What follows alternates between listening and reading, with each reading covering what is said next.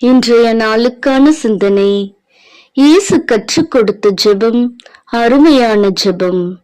அந்த ஜெபம் இயேசுவின் சீடர்களுக்கே உரித்தான ஜெபம். ஒரு சிறிய குழந்தைக்கோ குழுவிற்கோ அல்ல இந்த ஜெபம். மாறாக இயேசுவின் சீடராக மாறியிருக்கிறவர்களின் ஜெபம். அர்த்தம் பொதிந்த ஜெபம். வெறும் இறைவேண்டலாக இதை ஜெபித்தால் அதனுடைய அர்த்தம் நமக்கு பிடிபடாது.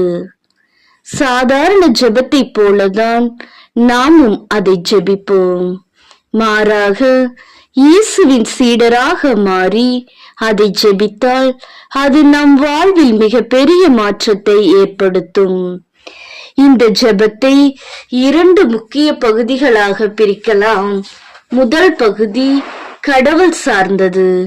2ஆம் பகுதி நமது தேவைகள் சார்ந்தது. 2ஆம் பகுதியில் சில விண்ணப்பங்கள் கடவுள் முன் வைக்கப்படுகிறது. நமது வாழ்வில் கடவுள் தான் மையமாகவும் எல்லாமுமாகவும் இருக்க வேண்டும் என்பதால் தான் கடவுளுக்கு முதல் பகுதியை அர்ப்பணிக்கிறோம்.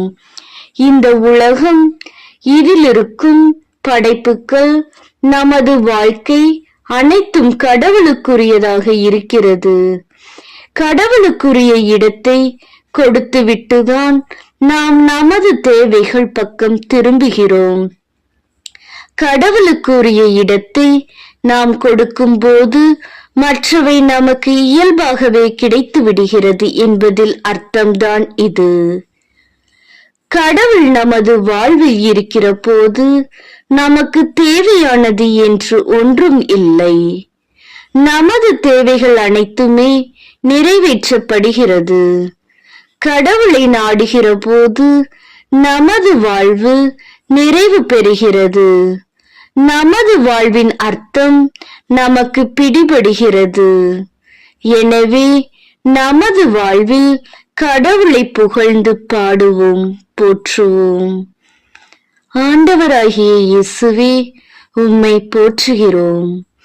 நீர் எங்களுக்கு கற்றுத்தந்தவாறே நாங்கள் அன்றாடம் இறை தந்தையை போற்றவும், அவரிடம் எங்களை அர்ப்பணிக்கவும், எங்கள் தேவைகளை எடுத்து சொல்லவும், மன்னிப்பு கோரவும் அருள் தாரும். ஆமீன்.